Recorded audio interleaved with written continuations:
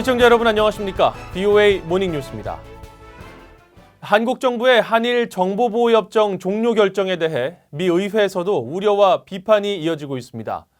하원 외교위원회가 공식 입장을 냈고 엥겔 위원장은 한국 문재인 대통령을 직접 거론하며 지역 안보 협력을 저해하는 무책임한 결정이라고 비판했습니다. 첫 소식 박형주 기자가 보도합니다.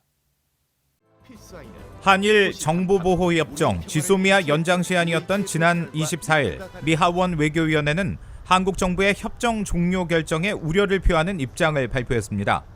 미 한일이 북한의 도발적인 탄도미사일 실험에 대응하기 위해 함께 협력해야 할 시기에 한국 정부의 결정은 지역 안보를 훼손한다고 지적했습니다.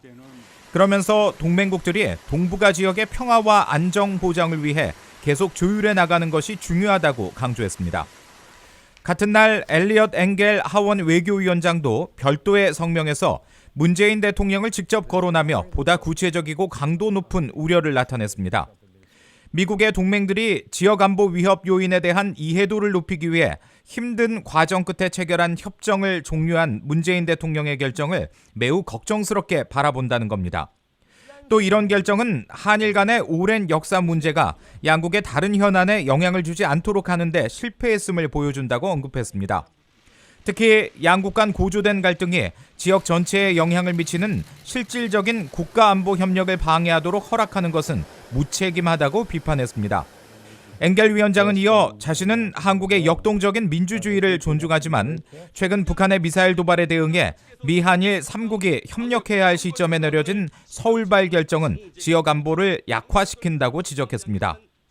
그동안 미한일 연대를 강조해왔던 의회의 기류를 반영한 것으로 보입니다. It's critical that our three nations are able to work together. We have too many urgent national security concerns not to do so. So I'm very troubled by the growing tensions between Japan and South Korea, and I urge both countries to find a way forward which restores their ability to cooperate with each other and with us. 앞서 하원 외교위원회는 한일 갈등이 고조된 지난달 미한일 3국 간의 유대와 협력의 중요성을 재확인하는 결의안을 채택했습니다. 특히 이 결의안은 미국의 외교, 경제, 안보 이익과 인도태평양 지역 발전 체계를 위해 건설적이고 미래지향적인 한일 관계의 중요성을 재확인한다고 명시했습니다. BOA 뉴스 박형주입니다. 북한이 한국 정부의 한일 군사정보 보호협정 종료 결정에 대해 직접 언급 대신 한국 매체를 인용해 우회적인 지지 입장을 표명했습니다.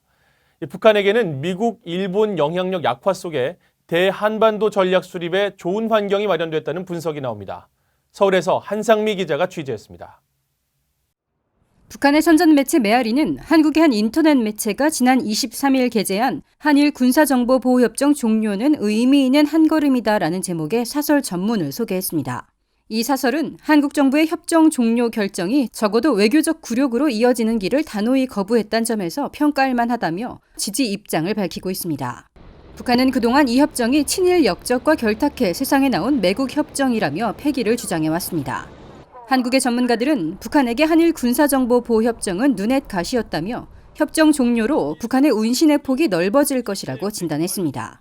이 협정이 미한일 공조를 이어주는 끈이자 미한 동맹의 핵심 요소인데 협정 종료로 그 끈이 느슨해지면 북한 입장에선 바람직하고 한국은 안보적 측면에서 손실이 클 수밖에 없다는 겁니다.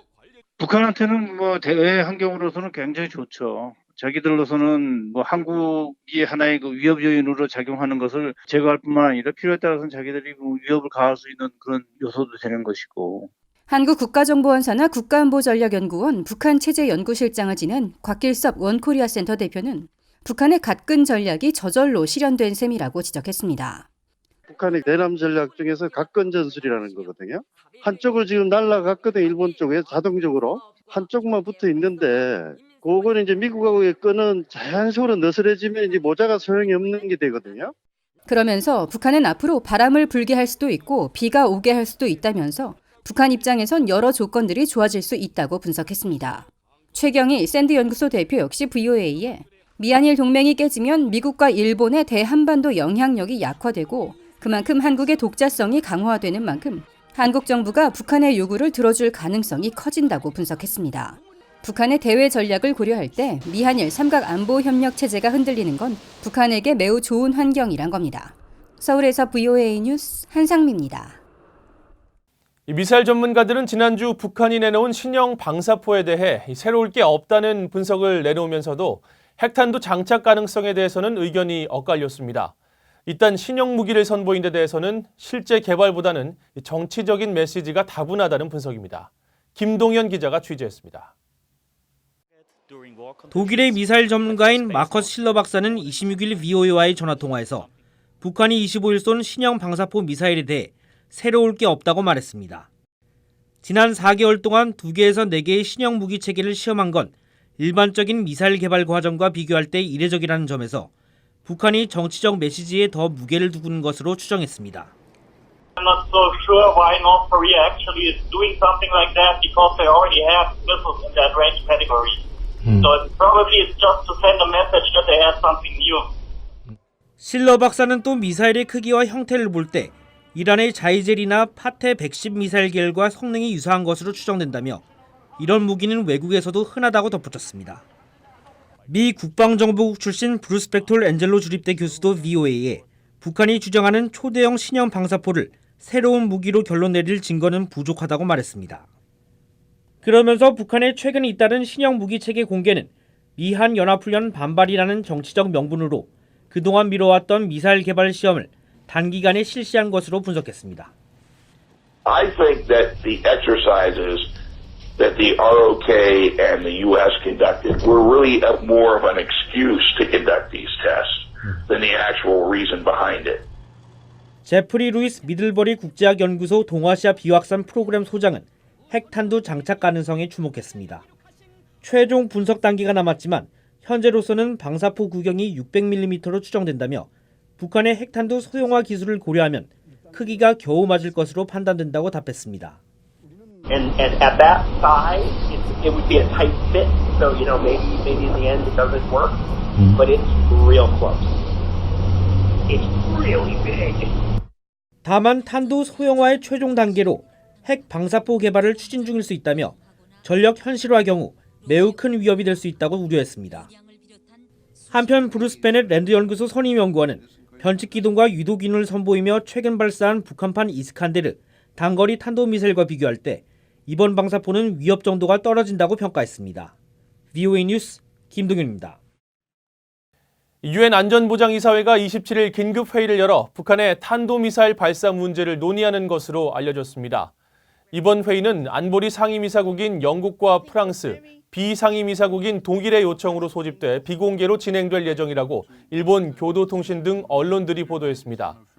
북한 미사일 발사 문제는 당초 이날 예정된 중동 관련 회의에서 기타 안건으로 다뤄지는 것으로 전해졌습니다. 일본 정부가 북한이 24일 발사한 미사일이 신형으로 추정된다고 밝혔습니다. 이와야 다케시 일본 방위상은 27일 기자회견을 통해 지난 24일 발사된 북한 미사일의 비행거리가 각각 350km와 400km이며 고도는 약 100km로 낮은 편이어서 일반적인 탄도미사일과 다른 신형 미사일로 판단하고 있다고 밝혔습니다. 이어 평소보다 낮은 고도에서 변칙적인 궤도로 비상하는 발사체를 개발하는 것은 미사일 방위망을 돌파하기 위한 것으로 보인다고 설명했습니다.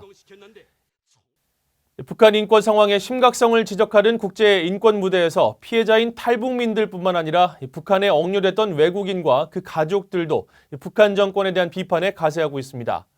미국 뉴욕에 본부를 둔 국제인권단체 인권재단은 다음 달 13일 타이완에서 열리는 오슬로 자유포럼 타이완에서 태영호 전 영국 주재 북한 공사와 탈북민 출신 인권활동가인 박연미 씨가 북한의 인권 실태를 고발한다고 밝혔습니다. 최근 확정된 초청 인사 명단을 공개한 인권재단은 그러면서 13살에 탈북한 박연미 씨가 독재 정권의 끔찍한 인권 유린을 알리기 위해 전 세계를 여행하고 있다고 소개했습니다. 한국 정부가 지난달 말 임진강에서 발견된 북한 주민 추정 시신에 대한 인계를 북한에 통지했지만 북한이 반응을 하지 않아 무연고 사체 처리 절차를 밟기로 했습니다. 한국통일부는 지난 14일 북한 주민으로 보이는 시신을 인계하겠다는 대북 통지문을 개성 공동연락사무소를 통해 북측에 보냈지만 아직 회신이 없다면서 이 같은 입장을 밝혔습니다. 북한은 시신 인계 통지 후 보통 이틀에서 나흘 안에 회신을 해왔던 경우도 있지만 이번처럼 공민증이나 유류품이 없을 경우 회신하지 않은 경우도 있었다고 통일부는 설명했습니다. 북한 인권단체들은 북한이 시신 인도 후 내부 상황이 외부로 노출되는 것을 꺼리는 등 내부 단속을 위해 시신 송환 문제를 회피하고 있다고 말했습니다. 이상으로 VOA 모닝뉴스를 마칩니다. 시청해주신 여러분 고맙습니다.